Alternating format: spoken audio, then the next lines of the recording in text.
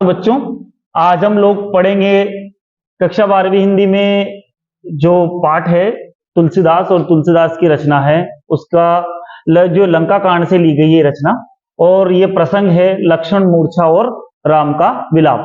जिस तरह से लक्ष्मण जी को शक्ति लगती है और उस समय हनुमान जी जो है संजीवनी बूटी लेने जाते हैं, और संजीवनी बूटी लाने में वैसे हनुमान जी को समय वो विलंब नहीं होता, लेकिन फिर भी उनको ऐसा लगता है कि हनुमान जी विलंब हो गए, आने में समय लग गया।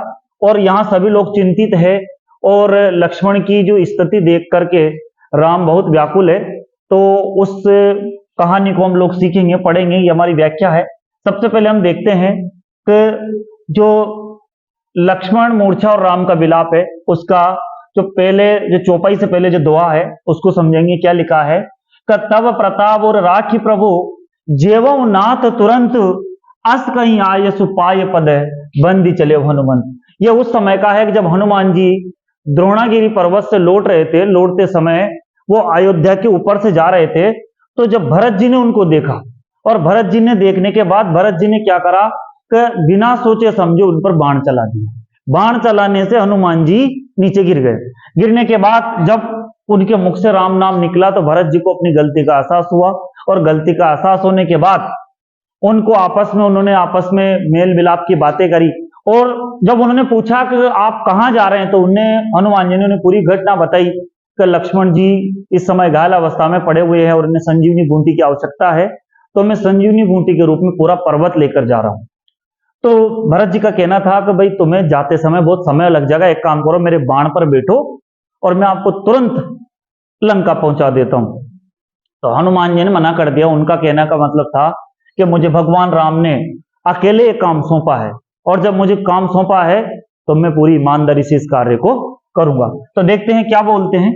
तो हनुमान जी चलते हैं अयोध्या से लंका की ओर। तो तब प्रताप और राखी प्रभु, वो भरत जी से कहते कि हे प्रभु, तुम्हारे प्रताप को यानी हृदय में रख करके, मेरे हृदय में रख करके ज्यों ही नाथ तुरंत में शीघ्रता से वहां पर पहुंच जाऊंगा। और अस कही, ऐसा कह करके आयसु पाए और आशीर्वाद प्राप्त किया। किसका? भरत जी का। किसने? हनुमान जी ने।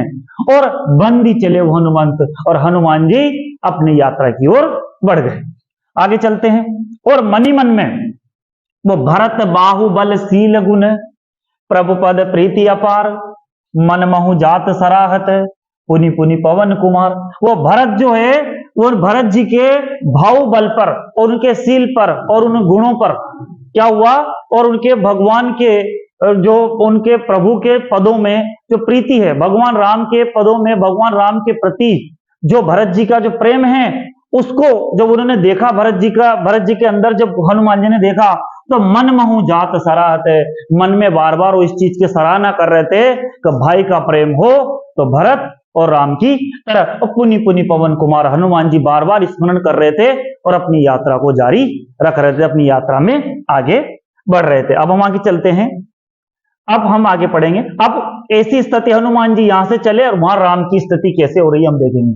तो वहां राम लक्ष्मणी निहारी बोले वचन मनुज अनुसारी अर्ध राति गई कपि नहीं आयो राम उठाए अनुज लाए।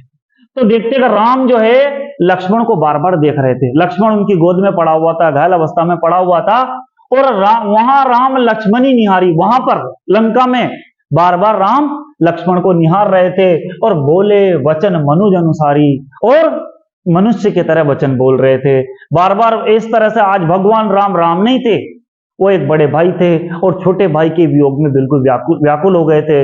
बिल्कुल बुरी तरह से वो अपने भाई के मतलब जो घायल अवस्था में जो लक्ष्मण जी पड़े हुए थे, तो राम भी सुदबुद हो बैठे थे।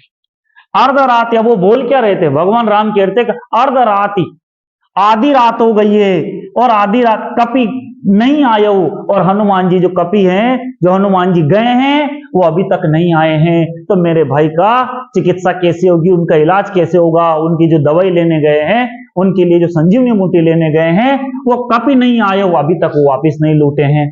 राम उठाए अनुज लायो, और भगवान राम ने उठा करके अपनी गोद से अपने अनुज को, अपने छोटे भाई को अर्थात अपने हृदय से चिपका लिया, अपने हृदय से उस भाई को लगा लिया। सकहु न दुखित देखि मोहि काऊ, बंधु सदा तव मृदुल सुभाऊ, मम हित लागी तजौ पितु मातु, सने सहे विपिन हिम आतप बाता। वो कहते हैं कि सकहु न दुखित देखि मोहि काऊ, वो कहते थे मेरा जो भाई है लक्ष्मण, उस लक्ष्मण की विशेषता बता रहे हैं राम। लक्ष्मण कैसे थे? लक्ष्मण राम के लिए कैसे भाई थे? जो सकहु न दुखित, वो सपने में भी कभी भी राम को दुखी नहीं देखना चाहते थे। लक्ष्मण जो थे अपने हमेशा अपने भाई के लिए उन्होंने अपनी पत्नी को भी त्याग दिया, बच्चों को भी त्याग दिया, और भाई की सेवा के लिए वो 14 वर्ष वनवास में भाई के साथ आ गए। तो राम कहते कि मेरा भाई ऐसा है जो मुझे कभी भी दुखी नहीं देख सकता। बंधु सदा तो मृदुल स्वभाव, और मेरा जो बंधु है, मेरा जो भाई है, उसका जो स्वभाव है वो हमेशा मृदुल स्वभाव है। मम हित लागी तजौ पितु माता, ये मेरा भाई इतना पावन भाई है, इतना अच्छा भाई है, तब मम हित, मेरे हित में लग करके, मेरे हित में आकर के इसने त्याग दिए। किसको त्याग दिए? अपने माता और पिता को भी त्याग दिया। संसार में ऐसा भाई मिलना मुश्किल है जिसने अपने बड़े भाई के लिए अपने माता पिता पत्नी और बच्चों को त्याग दिया। तो मम हित लागी तजौ पितु माता, सहे विपिन हिम आतप बाता। वो कहने लगे कि मेरे लिए इन्होंने जंगल में, विपिन में क्या क्या सहा? हिम यानी सर्दी सही, आतप यानी गर्मी सही, और बाता यानी हवाएं, अर्थात तूफान, आंधी तूफान भी इन्होंने सहन किए। ऐसा भाई संसार में दूसरी बार मिलना बहुत मुश्किल है। सो अनुराग कहां अब भाई, हे मेरे भाई, जो तुम मुझसे बहुत प्यार करता था, बहुत इतने कर सकता था, मुझे एक क्षण भी दुखी नहीं देख सकता था, आज तुम्हारा प्यार कहां चला गया? देख तेरा भाई कितना दुखी है, उठ और मुझे प्रसन्न कर दे, क्योंकि तू तो मेरी बात कभी नहीं टालता था, आज हो क्या गया तुम्हें? तो सो अनुराग, हे लक्ष्मण, कहां भाई तुम्हारा प्रेम कहां चला गया? उठाऊ न सुनी मम बच बिकलाई, तुम उठ नहीं रहे हो मेरे व्याकुल वचन सुनकर भी। पहले तो मेरी एक आवाज पर, मेरे एक आदेश पर तुम खड़े हो जाते थे, मेरी बात को पूरी तरह से मानते थे।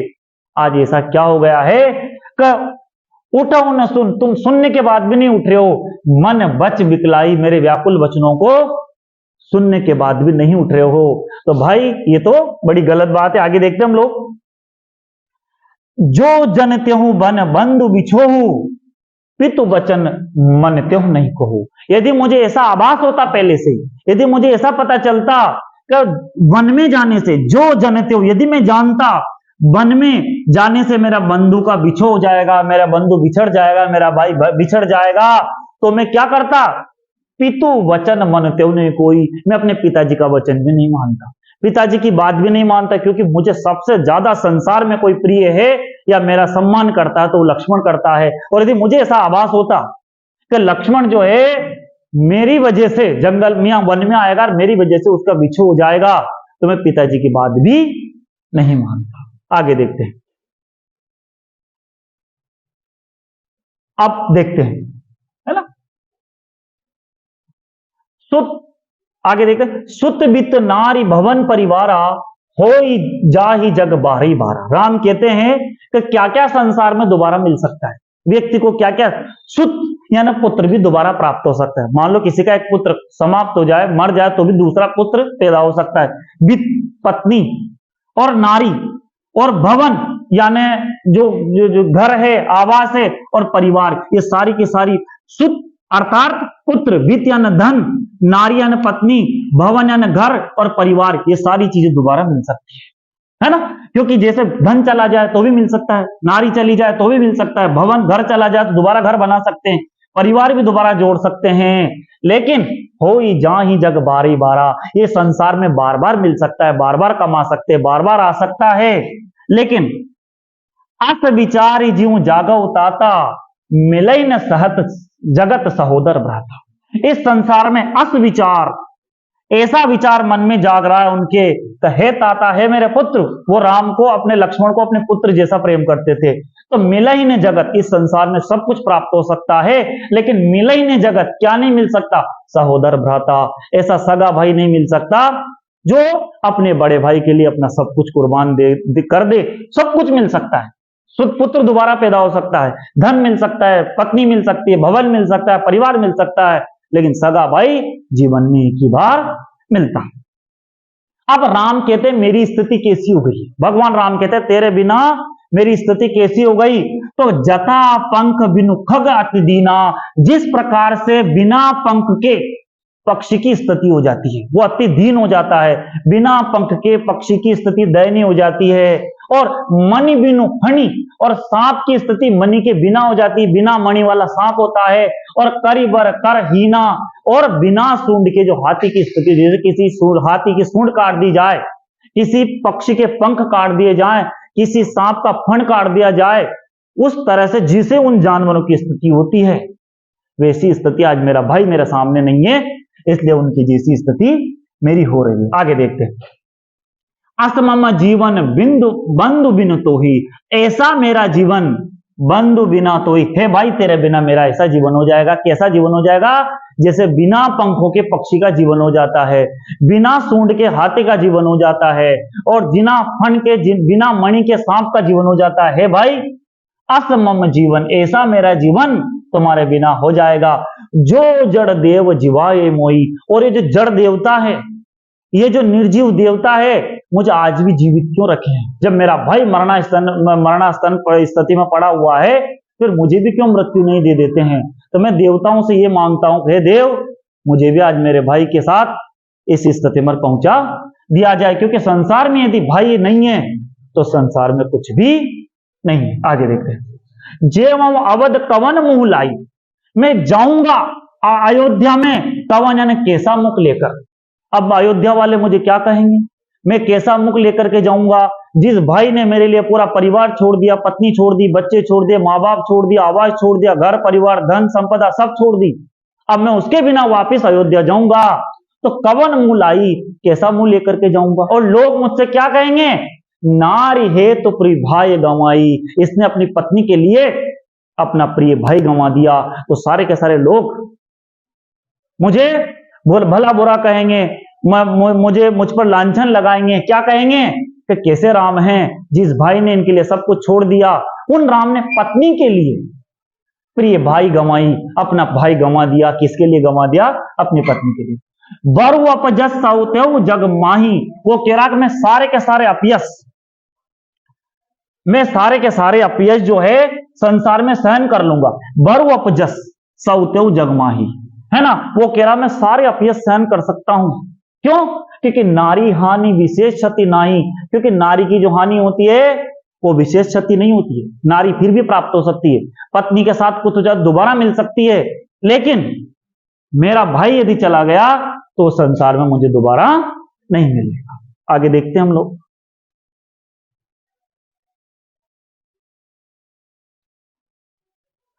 अब अपलोक शोक सुत तोरा, सहई निठुर कठोर मन।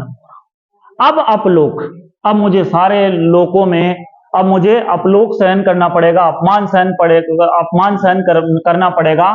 सुत, हे पुत्र तेरा, हे भाई तेरा। सुत का मतलब होता है पुत्र। हालांकि राम और लक्ष्मण आपस में भाई थे, ठीक है? नहीं गेट लगा दो बेटा। राम और लक्ष्मण आपस में भाई थे, लेकिन फिर भी वो अपने पुत्र जैसा मानते थे लक्ष्मण को। तो वो क्या कर, अब आप लोक शोक सुत तोरा, अब मुझे इस संसार में हे मित्र, हे पुत्र, हे भाई, सदा तेरे शोक में जीवन व्यतीत करना पड़ेगा, तेरे बिना जीवन व्यतीत करना पड़ेगा, क्योंकि संसार में तू नहीं है तो इस संसार में मेरे लिए कुछ भी नहीं है। सका ही निठुर कठोर उर्मोरा, ये जो निष्ठुर और कठोर जो हृदय है मेरा, ये कैसे सहन कर पाएगा? तेरे वियोग को कैसे सहन कर पाएगा? मैं अपना जीवन कैसे आगे बढ़ा पाऊंगा?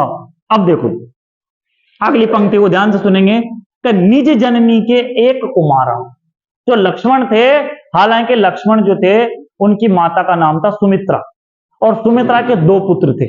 लक्ष्मण और शत्रुघ्न एक ही मां के पुत्र थे, लेकिन राम ये कह रहे हैं कि निज जननी के एक कुमारा, उनकी जो मां है लक्ष्मण की, उनके एक ही कुमार था। तातु तासु तुम प्राण आधार, और उसके वो एक ही बेटा था। कैसा बेटा था? तात, वो ऐसा पुत्र था जो उनके प्राणों का आधार था, सुमित्रा के प्राणों का आधार था। और यदि जाते ही सुमित्रा ने मुझसे पूछा कि मैं क्या जवाब दूंगा, तो आगे हम देखते हैं। अब वो जाते उसकी माता मुझसे पूछेगी, क्योंकि भले ही राम जो है एक पिता, राम लक्ष्मण भरत शत्रुघ्न एक पिता के संतान थे, लेकिन माता उनकी अलग अलग थी। अब जब वो आ रहे थे, जब सुमित्रा ने उनके हाथ को, लक्ष्मण के हाथ को राम के हाथ में रखा और उनको सौंपा, सौंप के क्या बोला कि मैं तुम्हें ये सुरक्षित दे रही हूं, वापिस 14 वर्ष बाद मुझे सुरक्षित लौटाना। अब वो कह रहा कि अब उन्होंने माता को मैं क्या जवाब दूंगा। तो आगे हम पढ़ते हैं कि सौंप ही मोही तुम ही गही पानी। तुम्हारी माता ने, ये गेट लगा दो बेटा, है ना, वो अंदर आना चाहे तो आ जान दो, है ना। आगे देखते हैं, सौंप ही, सौंपा है, आ जाओ अंदर आना चाहो। सौंप ही मोही, तुम्हारी माता ने मुझे सौंपा। वो लक्ष्मण से कह रहे हैं सुमित्रा के लिए कि जब मैं वनवास जा रहा था, राम कह रहे मैं जब वनवास जा रहा था तो माता सुमित्रा ने सौंपई, मुझे सौंपा तुम्हारा क्या, तो तुम्हारा गहीन हाथ, ग्रहण करवाया। पानी का मतलब होता हाथ। तुमने देखा होगा ब्याह होता है जब उसके कहते पानी ग्रहण संस्कार, पानी का मतलब हाथों में हाथ दिया जाता है। तो कह रहा कि लक्ष्मण जी का हाथ माता सुमित्रा ने मुझे सौंपा था और यह बोला था कि 14 साल के लिए जा रहा है, लेकिन वापिस मुझे सुरक्षित लौटाना है तुम्हें। अब मैं क्या जवाब दूंगा। सब विधि दुखद परम हित जानी। और ये सारी बातें जान जान करके जो राम हैं वो अत्यंत दुखी हो रहे हैं, उनकी आत्मा व्याकुल हो चुकी, बहुत बुरी तरह से उनकी स्थिति, मन मस्तिष्क घायल हो उठा। वो कह रहे कि मैं क्या जवाब दूंगा। आगे देखते हैं, उत्तरु, उत्तरु का मतलब उत्तर, कहा है देव ते ही जाई। उत्तरु यानी उत्तर, क्या दूंगा वहां जाकर के। माता जी को मैं क्या उत्तर दूंगा जिसकी मां ने मुझे सोमवार कहा मेरा एक ही बेटा है, यही मेरे प्राणों का आधार है, मेरे यदि बेटा नहीं रहा तो मैं भी समाप्त हो जाऊंगी, और उसने मेरे साथ भेजा मेरी सेवा के लिए। अब मान लो मैं उन्हें क्या उत्तर दूंगा जाकर के। तो उतरू कहा देवो जही जाई, उठी की मोही सिखावो भाई। वो कह रहा है लक्ष्मण एक बार उठ जा, जिंदा हो जा और मुझे बता दे तेरी माता जी को क्या बोलना है, वापिस सो जाना वाले। वो सोच रहे हैं जैसे न तैसे करके उठ जाए, मेरी आज्ञा को मान ले। और घायल अवस्था में पड़े हुए लक्ष्मण से कह रहे हैं कि उठी, उठो किन मोही, कुछ मुझको सिखाओ, हे भाई मुझको सिखाओ कि मैं तुम्हारी माता जी को क्या जवाब दूंगा। आगे देखें, बहुविधि सोचत सोच विमोचन, स्रवत सलिल राजीव दल लोचन। उमा, अब यहां पर हम सबको पता होना चाहिए रामचरितमानस की जब भी कभी परीक्षा में घटना है तो हमें को पता चलना चाहिए कि रामचरितमानस किसको कौन सुना रहा है। तो आपको मैं आपके ज्ञान के लिए बता दूं कि रामचरितमानस जो है माता पार्वती को शंकर भगवान सुना रहे हैं। ये पूरी कहानी जो है, पूरी रामायण जब प्रारंभ होती है तो सबसे पहले पार्वती जी बोलती है कि मुझे राम कहानी सुननी है, राम कथा सुननी है। तो शंकर भगवान कहते हैं कि मैं तुम्हें राम कथा सुनाता हूं। तो ये राम कथा सुना रहे हैं। तो देखते हैं यहां पर अब आके बहुविधि सोचत सोच विमोचन, बार बार वो इसका समाधान ढूंढ रहे हैं, बार बार सोच रहे हैं कि मैं वहां जाकर के क्या जवाब दूंगा। स्रवत सलिल राजीव दल लोचन, और स्रवत बह रहे हैं, सलिल यानी पानी, राजीव यानी कमल के जैसे जो लोचन हैं, लोचन का मतलब आंख, उनके कमल जैसी आंखों से पानी बह रहा है, रो रहे हैं और बार बार ये सोच रहे हैं कि मैं जाकर के क्या जवाब दूंगा, क्या उत्तर दूंगा। जिस मां ने मुझे इस बच्चे अपने बेटे को साथ भेजा उनको मैं क्या जवाब दूंगा। अब ये सारी बातें देख करके स्वर्ग में पार्वती जी और शंकर भगवान बातें कर रहे हैं। क्या कह रहे हैं, उमा एक अखंड रघुराई, नरगति भगत कृपाल दिखाई, प्रभु प्रलाप सुनि कान बिकल, भय वानर निकर, आए गयो हनुमान जिमी, करुणा में वीर रस। वो कहते उमा, हे पार्वती जी ध्यान से सुनना। क्या सुनना, अखंड रघुराई, जो संसार में अखंड है, अनंत है, अमर है, जो मोह माया छल कपट प्रपंच सबसे दूर है, आज उन्होंने भी नर की तरह गति पाई है और एक ईश्वर होकर वे आम इंसान की तरह, आम मनुष्य की तरह विलाप कर रहे हैं अपने छोटे भाई के लिए, जबकि वो तो भगवान है, वो तो एक पल में कुछ भी कर सकते हैं। लेकिन उन्होंने मनुष्यों के लिए, मनुष्यों के कल्याण के लिए इस संसार में नरगति को प्राप्त किया है। भगत कृपाल, भक्तों को कृपा दिखाने के लिए यहाँ पर वो मानव शरीर में आए हैं और आज देखो वो कैसी अपनी कथा कला को दिखा रहे हैं। आगे देखिए, अब घटना क्या घटती है, रो रहे थे, इतने में हनुमान जी संजीवनी बूटी लेकर आ जाते। अब हम सबको पता है हनुमान जी को पल्ले पड़ा नहीं, वहां गए संजीवनी बूटी पर, तो जैसे किसी के मेडिकल स्टोर पर दवाई लेने गए और पता नहीं चला कि दवाई कौन से लानी है, तो हनुमान जी पूरा मेडिकल स्टोर ही उठा लाए। उन्होंने कहा छांट लेना जैसी इच्छा हो। तो हनुमान जी क्या लेकर के आ गए, एक दवाई लेने गए थे और पूरा द्रोणगिरी को ही उठा लाए। अब देखते हैं प्रभु प्रलाप सुनी कान विकल, जैसे प्रभु के प्रलाप को सुना तो कानों में सुना, विकुल व्याकुल हो गए वानर निकर, सारे के सारे जो वानर और भालू का जो दल था वो सारे बुरी तरह से वो भी रोने लगे। भगवान राम को रोता देख करके उनके भी आंसू निकलने लगे। उसी समय क्या घटना घटी, आए गए हनुमान, और उसी समय हनुमान जी वहां पर पहुंच गए। जिमी करुणा मह वीर रस है, ये परीक्षा में भी आता है, परीक्षा में प्रश्न का अचानक करुण रस के बीच में वीर रस कैसे आ गया, कि जो करुण रस था, लोग रो रहे थे, व्याकुल थे, अचानक हनुमान जी उतरे, उन्होंने अपने आप को जमीन पर उतारा और सामने पर्वत को रख दिया। अब आगे देखते हैं, अब ध्यान से सुनना। हर श्री राम बैठे वो हनुमाना, भगवान राम प्रसन्न हो गए और बैठे ने गले से लग गए हनुमाना, हनुमान को अपने गले से चिपका लिया, अपने बाहों में भर लिया, अपने हृदय से लगा लिया। और अति कृतज्ञ प्रभु परम सुजाना, जो भगवान परम सुजान है, सबका कल्याण करने वाले हैं, सबका साथ देने वाले हैं, आज वो भगवान हनुमान जी का भी कृतज्ञ मान रहे हैं, हनुमान जी का बार बार आभार मान रहे हैं और बार बार उठा उठा के उन्हें अपने गले पर लगा रहे हैं। हनुमान जी, आज तुमने वो काम किया है जो इस संसार में, इस विश्व में, इस ब्रह्मांड में कोई नहीं कर सकता। तुरंत अब हनुमान जी ने लाके रख दी पूरा वो। अब उन्होंने वहां जो सुसेन वेद बैठे हुए थे, सुसेन वेद से बोला कब आज इसमें से छांट लो कौन सी संजीवनी बूटी है। तो सुसेन वेद चढ़े उस पर्वत पर और वहां से उन्होंने बूटी उठाई, तो तुरंत वेद तब कीनी उपाई, फटाफट वेद जी ने कीनी उपाय किया, इलाज किया, और जैसे ही चिकित्सा की, वो जैसे उन्होंने लक्ष्मण जी को दवाई दी, उठी बेटे लक्ष्मण हर्षाई, हर जो लक्ष्मण जो हैं हर्ष के साथ उठ करके बैठ गए। लक्ष्मण जी प्रसन्न हो गए और उठ बैठे। हृदय लाए प्रभु बैठे उभराता, और जैसे ही लक्ष्मण जी उठे, हृदय से लगा लिया प्रभु ने बैठे उभराता, अपने भाई को अपने गले से अपने बाहों में भर लिया।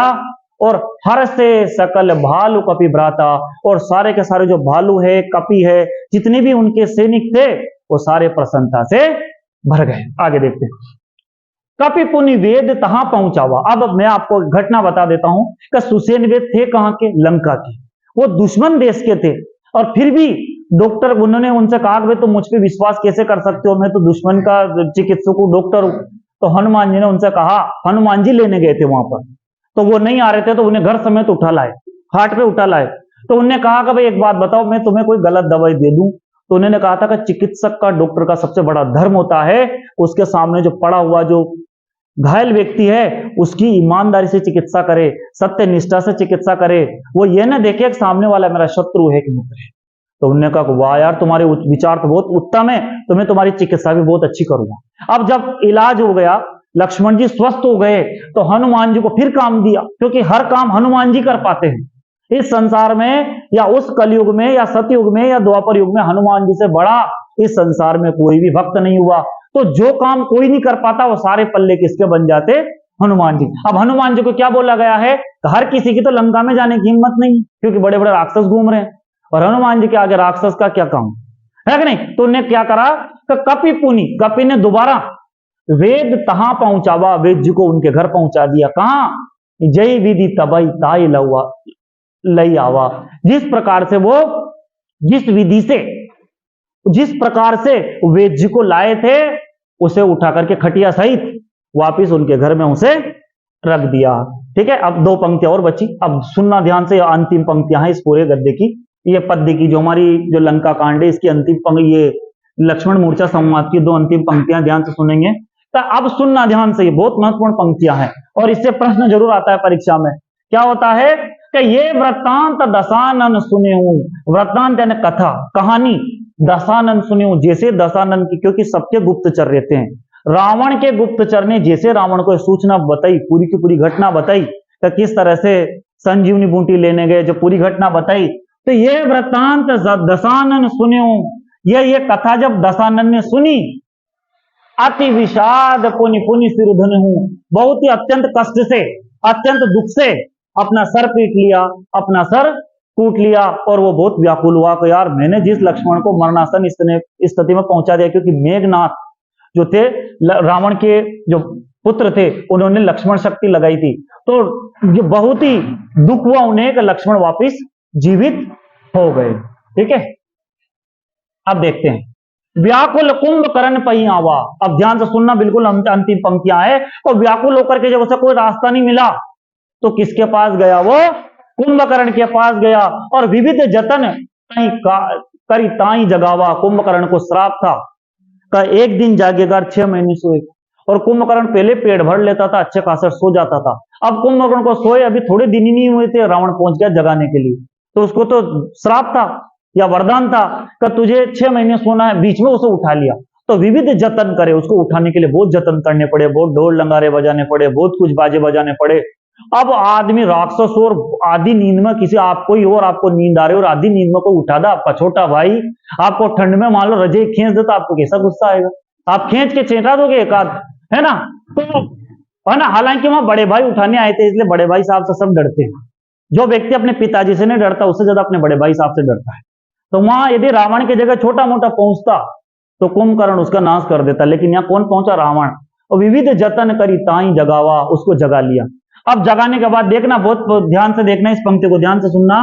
तो जागा निश्चर देखूं कैसा, मानहु काल देह धरि वेसा। कुंभकर्ण बुझाई कहूं भाई, काहे तब मुख रहे सुखाई। जागा निशाचर, जैसे वो निशाचर जागा, जैसे वो राक्षस जागा, तो कैसा लग रहा था? जब उसको जगाया तो ऐसा लग मानो साक्षात यमराज के दर्शन हो गए, जैसे सामने काल आ गया हो। उसका दृश्य, उसका शरीर जिसने भी देखा, सबको लगा सामने जैसे काल खड़ा हो। और कुंभकर्ण, जब कुंभकर्ण पूरी तरह से जाग गया तो बूझा, पूछा, कहूं भाई, है भाई बताओ मुझे जगाने का। काहे तब, क्यों तुम्हारा मुख रहे सुखाई, तुम्हारा मुख क्यों सूख रहा है, मुझे इस कारण को बताओ। अब हनुमान जी वो कहते हैं कि अब देख ध्यान से सुनना। अब रावण उनसे बोलता है कि कथा कही सब तेई अभिमानी। पूरी की पूरी कहानी जो है रावण ने उनको बता दी, कैसे हमने शूर्पणखा को वहां भेजा, शूर्पणखा की नाक कटी, उसके बाद पूरे लड़ाई हुई। तू तो सो रहा था, तुझे पता नहीं है। पूरी कहानी सुनाई। और आप ध्यान से सुनना, कथा कही सब जय अभिमानी, कई प्रकार सीता हरियाणी। और ये भी बता देता वो जोश जोश में, हमने किस तरह से उन तपस्वियों की पत्नी को भी हर लिया है, सीता को भी हर के लिए आया हूं मैं। तात कपिन सब निश्चर मारे। अंत में वो पूछता कि भाई क्या क्या घटनाएं घटी? सब निश्चर, हम यू कपियों ने जो हमारे सारे राक्षसों को मार दिया है, और महा महा जोधा संगारे, और बड़े बड़े योद्धाओं को भी मार दिया है। दुर्मुख, अब सारे योद्धाओं का नाम ले रहा हो, तो दुर्मुख, सुररिपु, मनुजहारी, दुर्मुख नाम का राक्षस, सुररिपु ने देवताओं का शत्रु, मनुजहारी ने मनुष्यों को खाने वाला, भट्ट, अतिकाय, अकंपन भारी, और बड़े से बड़े भारी भरकम राक्षसों को भी उन्होंने मार दिया है। अपर महोदर आदिक वीरा, परे समर मही सब रणधीरा। और बड़े से बड़े अपर महोदर आदि सब हमारे जो बंधु है, भाई है, सभी राक्षस है, वो समर में रणधीरा, मतलब सारे के सारे वीर है, समर में गिर गए। अब ये अंतिम पंक्ति ध्यान से सुनना। अब यहां प्रश्न आता है कि कुंभकर्ण ने किस पर गुस्सा करा? जो पूरी घटना सुना दी तो कुंभकर्ण को राम पर गुस्सा नहीं आया, राम पर बिल्कुल भी गुस्सा नहीं आया। उन्होंने कुंभकर्ण के पहले वचन क्या थे? सुनी दस कंदर वचन तब है कुंभकर्ण बिलखान। कुंभकर्ण व्याकुल होकर उसने कहा राम से, कहे दुष्ट जगदम्बा हरि, तेने जगदम्बा का हरण किया है, तेने जिस महिला का हरण किया वो कोई साधारण महिला नहीं थी। अब चाहू कल्याण, अब तो अपना भला चाह रहा है और मुझे भी मरवा रहा है। तो खुद तो जो मर रहा है, हम तो डूबे सनम, तुम्हें भी ले डूबे, मतलब खुद तो मर रहा है, साथ में मुझे भी मरवा रहा है। तो अंत में वो गुस्सा किस पर करता है? पंक्ति आती है, वो रावण पर गुस्सा करता है। किस लिए करता है? तो सुनी दस कंदर, जैसे उसने दशानन रावण के वचन सुने, तब कुंभकर्ण बिलखान, कुंभकर्ण को बहुत बुरा गुस्सा आ जाता है। और गुस्सा आने के बाद कुंभकर्ण कहता है कि जगदम्बा हरि सठ है दुष्ट, तेने जगदम्बा का हरण किया है, और अब चाहू कल्याण, अब कल्याण चाहता है, तेने पूरे वंश का नाश करा दिया, और अब मैं बचा तो मुझे भी मरवाने के लिए तू आ गया है। इस तरह से हमने ये पूरी व्याख्या देखी, समझी। आशा करता हूं कि आपको सबको समझ में आई होगी। यदि आपको ये व्याख्या समझ में नहीं आई है, या आपको कोई चीज ऐसी विषय वस्तु समझ में नहीं आता, तो कमेंट बॉक्स में कमेंट कर सकते हैं। साथ में वीडियो पर लगातार बने रहें। सभी भाइयों का बहुत बहुत धन्यवाद। और आरो भाग 2 है कक्षा 12वीं की। इसमें 2 भाग है, हम सभी जानते हैं, पद्य भाग और गद्य भाग। तो हम पद्य भाग को पढ़ते पढ़ते आज पाठ 8 पर पहुंचे हैं, और पाठ 8 के कवि हैं महाकवि तुलसीदास एक महानतम कवि हैं, भक्ति काल के कवि हैं, और राम भक्ति शाखा, भक्ति काल में भी राम भक्ति शाखा के कवि हैं। और हमारे पाठ्यक्रम में इनकी दो रचनाएं रखी गई है। एक तो कवितावली है, आपको थोड़ा सा समझा दूं कि महत्वपूर्ण बात है कि परीक्षा में पूछा जा सकता है कि कवितावली का जो अंश यहाँ रखा गया है इस पाठ में वो कौन से कांड से है। तो हमें ध्यान रखना कि उत्तरकांड से ये रखा गया है। और एक और है इनका लक्ष्मण मूर्छा और राम विलाप जो रखा गया है, वो इसके बाद वाली जो वीडियो है उसमें आपको समझूंगा मैं, वो लंका कांड से रखा गया है। तो हम लोग सबसे पहले इसको समझेंगे। उससे पहले हर बार की तरह फिर बोलना चाहूंगा कि जो चैनल है इसको यदि आपने अभी तक सब्सक्राइब नहीं किया है तो जल्दी से सब्सक्राइब करें और साथ में बेल आइकन को दबाएंगे तो हिंदी विषय से संबंधित कई सारी वीडियो और कई सारी विषय वस्तु आपको मिलती रहेगी। साथ में ये मेरा इंस्टाग्राम चैनल lalit.gupta67, आप चाहें तो इस पर भी मेरी वीडियो देख सकते हैं, इसको फॉलो कर सकते हैं। साथ में मेरे मोबाइल नंबर है 77 480 34 984। आप चाहें तो विषय से संबंधित कोई भी समस्या हो, कोई भी जानकारी प्राप्त करनी हो तो आप कभी भी किसी भी समय मुझे फोन लगा सकते हैं, व्हाट्सएप मैसेज कर सकते हैं। मैं हमेशा आपको विषय संबंधित जो भी समस्या है मैं प्रयास करूंगा कि मैं उसका समाधान कर सकूं। हम चलते हैं प्रश्नों की ओर। तो सबसे पहले हम कवितावली के जो उत्तरकांड है, ये उत्तरकांड से लिया गया, इसको थोड़ा सा समझने का प्रयास करेंगे। और मैं आपको थोड़ा सा बता दूं तो मैंने आपके लिए एक वीडियो और तैयार की है जो इसकी व्याख्या से संबंधित है, इसके लेखक परिचय कवि परिचय संबंधित है। तो समय के साथ साथ मैं आपके सामने वीडियो रखूंगा। हम पहले देखते हैं कि यहाँ पर जो ये पाठ्यक्रम में जो ये लिया गया है, सबसे बड़ी बात है कि तुलसीदास जो है वो अवधी भाषा के कवि, अवधी और ब्रज दोनों भाषाएं हैं उनकी। तो हम देखते हैं, थोड़ा सा इनके बारे में समझने का प्रयास करते हैं।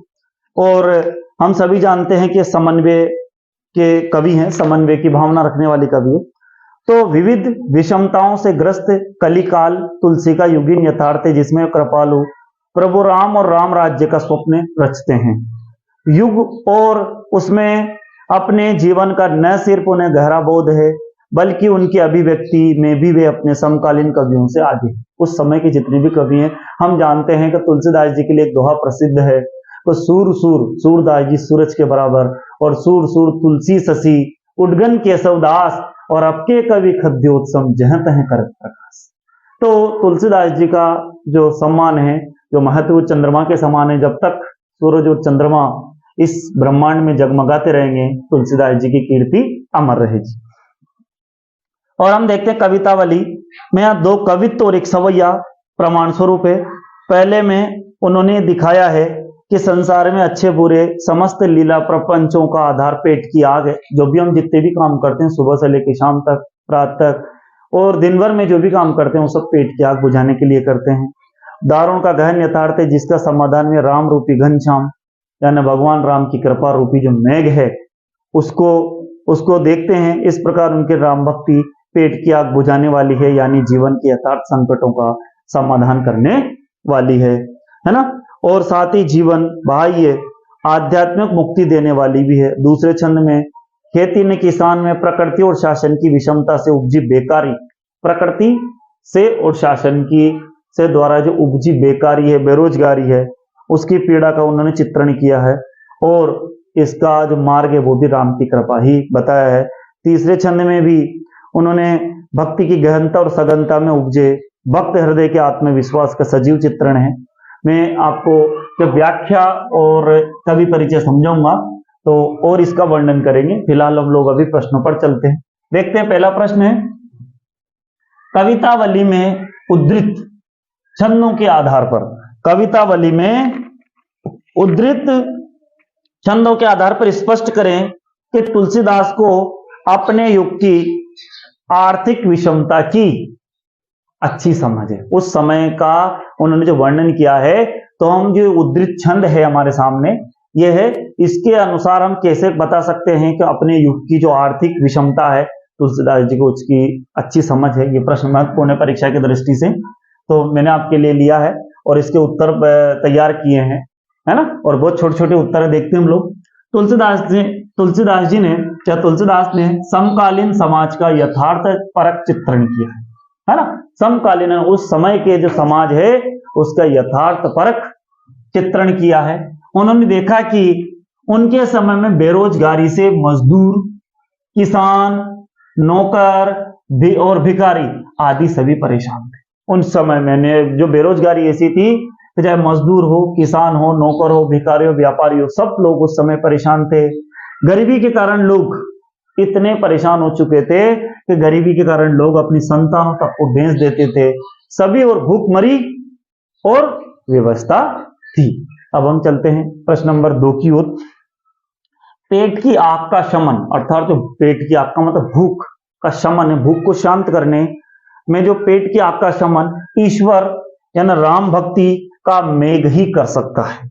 तुलसी का ये काव्य सत्य इस समय का भी युग सत्य है क्या? जो अभी वर्तमान समय चल रहा है, इस समय का भी युग सत्य है क्या? ये बात तर्क संगत उत्तर दीजिए। क्या उस समय में इन्होंने भगवान राम के जो भक्ति उसके महत्व को बताया है कि यदि पेट की आग है, भूख है, उसको शांत और शमन करने का जो मतलब शमन करने का जो मतलब भगवान राम है उसका मतलब उसको शमन कर सकते हैं, है ना। भगवान राम की भक्ति करेंगे तो भूख की, जो पेट की भूख शमन हो जाएगी, समाप्त हो जाएगी और उसे रोजी रोटी मिल जाएगी। तो ये आज के युग में भी ये सत्य है क्या? देखते हैं।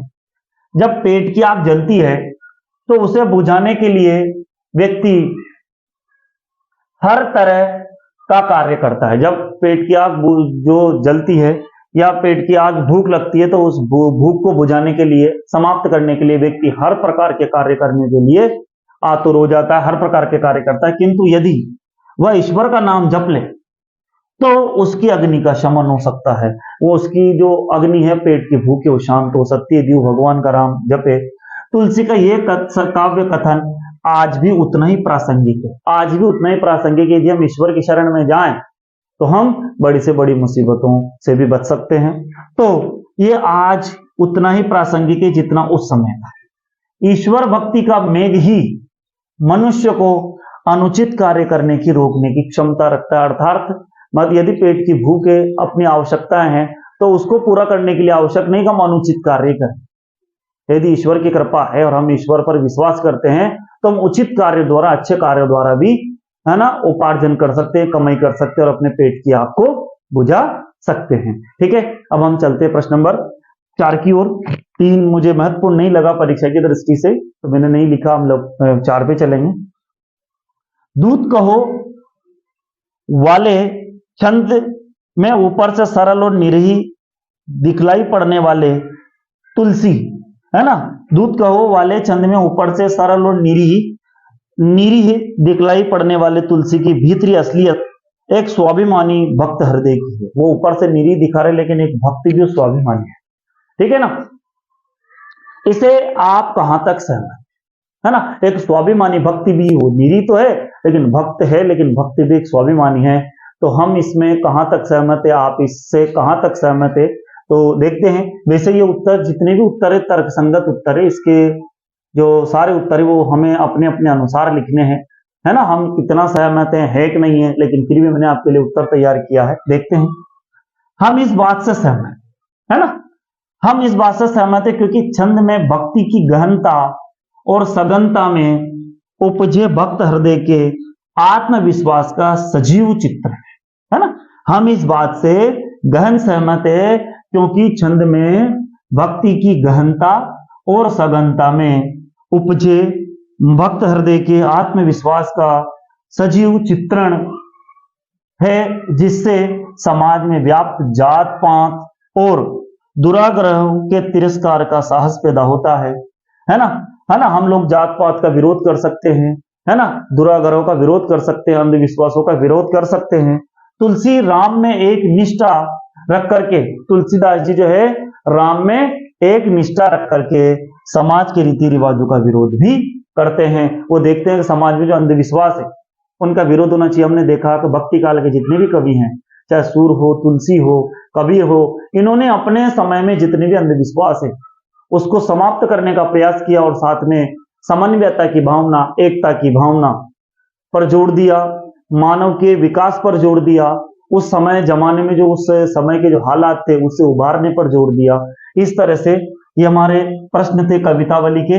अब हम लोग अगली अब चलते हैं। इसके बाद हमारा लक्ष्मण मूर्छा और राम का विलाप है, जो लंका कांड से लिया गया, उसके प्रश्न देखेंगे। अब हम आगे बढ़ते हैं प्रश्न नंबर 5। हाँ तो बच्चों, अब हम पहुंचे हैं प्रश्न नंबर 6 और पाठ 8, जो तुलसीदास जी की जो दूसरी कविता है, लक्ष्मण मूर्छा और राम विलाप, है ना। ये जो है रामचरितमानस से लिया गया है भाग, और रामचरितमानस के लंका कांड से लिया गया है। रामचरितमानस के कौन से कांड से लिया गया है? ये रामचरितमानस के लंका कांड से ये भाग लिया गया है। कौन सा कांड से लिया गया है? लंका कांड से लिया गया है। और देखते हैं इसमें कि क्या होता है। और जब लक्ष्मण जी को मेघनाथ द्वारा शक्ति लग जाती है, और शक्ति लगने के बाद जब लक्ष्मण मरणासन स्थिति में होते हैं, मूर्छित होते हैं, उस समय हनुमान जी जो है वो द्रोणगिरी जाते हैं और वहां से संजीवनी बूटी लेके आते हैं। तो उसी समय का ये दृश्य है, उसी समय के दृश्य का वर्णन हम लोग यहाँ कर रहे हैं। तो यहाँ पर क्या देखते हैं, रामचरितमानस में लंका कांड से ग्रहित लक्ष्मण के शक्तिबाण लगने का प्रसंग कवि की मार्मिक स्थलों की पहचान का एक श्रेष्ठ नमूना है। भाई के शोक में विकलित राम का विलाप धीरे धीरे प्रलाप में बदल जाता है, जिसमें लक्ष्मण के प्रति राम के अंतर में छिपे प्रेम के कई कोण सहसा अनावृत हो जाते हैं। यह प्रसंग ईश्वरीय राम का पूरी तरह से मानवीकरण कर देता है। यहाँ पर जो भगवान राम है, वो भगवान राम की तरह व्यवहार नहीं कर रहे हैं, वो सामान्य मानव की तरह व्यवहार कर रहे हैं, एक सामान्य मनुष्य की तरह व्यवहार कर रहे हैं। और भक्त तुलसी के भीतर से कवि तुलसी के उभर आने और पूरे प्रसंग में उसके छा जाने की अनुभूति करता है। इस घनी शोक परिवेश में हनुमान जी का संजीवनी लेकर आना कवि को करुण रस के बीच में वीर रस के उदय के रूप में दिखता है। कि जब वो राम विलाप कर रहे थे, करुण रस चल रहा था, चारों तरफ सभी लोग व्याकुल थे, परेशान थे, है ना। लक्ष्मण ऐसी स्थिति में पड़े हुए थे, तो सभी वहां पर एक करुण रस जैसा लग रहा था।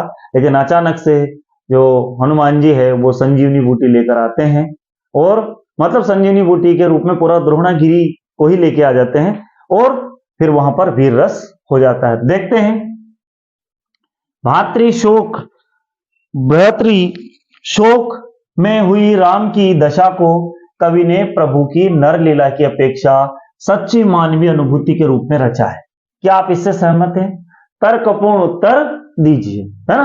तो देखते हैं, हाँ हम इससे सहमत हैं, ठीक है। हम लोग वैसे तो ये उत्तर भी आपके अनुसार ही आपको अपने हिसाब से लिखना था, लेकिन फिर भी मैंने आपके लिए तैयार किया है कि हाँ हम इससे सहमत है, क्योंकि लक्ष्मण के वियोग में विलाप करते राम निसंदेह मानवीय भावनाओं को दर्शा रहे है ना। लक्ष्मण के वियोग में विलाप करते राम निसंदेह मानवीय भावनाओं को दर्शा रहे हैं। वे प्रभु की तरह लीला नहीं करते, वे प्रभु की तरह लीला नहीं करते, बल्कि एक बड़े भाई की तरह छोटे भाई के प्रेम में विह्वल हो जाते हैं, व्याकुल उठते हैं, विह्वल उठते हैं। उनकी महानता, आदर्श तथा गुण भाई के विलाप में कहीं खो जाता है, उनके भाई के विलाप में कहीं खो जाता है। इसके बाद हम चलते हैं प्रश्न नंबर 7 पर। प्रश्न नंबर 7 देखेंगे कि शोकग्रस्त माहौल में हनुमान के अवतरण को करुण रस के बीच वीर रस का आविर्भाव क्यों कहा गया? जैसे हमने पूरी कविता को पढ़ा, समझा, तो हम उसमें देखते हैं कि जब करुण रस चल रहा था और अचानक से हनुमान जी संजीवनी बूटी लेकर के आ जाते हैं, तो करुण रस के बीच में वीर रस जो है वो आ जाता है। तो किस तरह से आविर्भाव हुआ वीर रस का? तो लक्ष्मण के मूर्छित होने पर हनुमान जी संजीवनी बूटी लेने द्रोणगिरी जाते हैं। कहां पर जाते हैं वो? द्रोणगिरी जाते हैं। उन्हें आने में विलंब हो जाने पर सब बहुत चिंतित और दुखी हो जाते हैं, है ना। वो जाते हैं और जब उन्हें आने में विलंब हो जाता है, तो हो जाने पर सब बहुत चिंतित और दुखी हो जाते हैं। जब हनुमान जी संजीवनी बूटी के साथ पूरे द्रोणगिरी को ही लेकर आ जाते हैं, तब करुण रस के बीच वीर रस का संचार हो जाता है ना। क्योंकि हनुमान जी जो है एक संजीवनी बूटी लेने गए थे, लेकिन उन्हें थोड़ा सा ऐसा लग रहा था कि इस पूरे पर्वत पर संजीवनी बूटी कौन सी है, तो पूरा पर्वत ही उठाकर लाए थे। और यहाँ थोड़ा सा लिखा है प्रश्न में, आने में विलंब हो गया। हालांकि हम सबको पता है हनुमान जी गए भी समय पर थे और बिल्कुल आए भी निश्चित समय पर है, लेकिन यहाँ व्याकुल थे, सभी लोग परेशान थे, वियोगी थे, तो उन्हें ऐसा लग रहा था कि आने वाला जो है बहुत विलंब से लौटा है, विलंब से आया है। तो इस तरह से मुझे जो भी प्रश्न इस पाठ से महत्वपूर्ण लगे मैंने आपके सामने लिख दिए। वैसे मैं आपको थोड़ा सा, मैंने आपको पहले भी बताया, फिर भी एक बार फिर बता देता हूं कि ये जो इसमें से प्रश्न जो महत्वपूर्ण थे परीक्षा की दृष्टि से वो मैंने लिख दिए हैं। बाकी इस पाठ में से अधिकांश परीक्षा में व्याख्या या फिर कवि परिचय पूछा जाता है। तो मैं आपको इस पाठ की पूरी अच्छे से व्याख्या करके समझाऊंगा, एक शब्द का अर्थ समझाऊंगा, क्योंकि बहुत महत्वपूर्ण, बहुत अच्छा पाठ है। और साथ में इसके कवि परिचय से जो तुलसीदास है, तुलसीदास अवधी भाषा के कवि हैं, साथ में ब्रज भाषा में भी उनने अपनी लेखनी चलाई है। और साथ में हमें पता है कि जैसे 2 रचनाएं पूछे, तो दोहावली, कवितावली, रामचरितमानस, कई सारी रचनाएं तुलसीदास जी के द्वारा रचना की गई है, रचनाओं की। तो इस तरह से हम लोग सारे पाठ को पढ़े, इस पाठ को पढ़ेंगे, समझेंगे और इसकी व्याख्या को भी समझेंगे। तो अगली वीडियो में या इसके बाद ठीक जो अगली वीडियो आएगी उसमें मैं आपकी इसकी पूरी अच्छे से एक शब्द समझाते हुए व्याख्या भी आपके सामने रखूंगा। और जब तक मैंने आपके अभी तक के प्रश्न आपके सामने रखे, और लगातार चैनल पर बने रहें, और इस तरह से आप लगातार चैनल पर बने रहेंगे तो पाठ से संबंधित नई नई जानकारियां, नई नई वीडियो आपको मिलती रहेगी। सभी दोस्तों का बहुत बहुत धन्यवाद।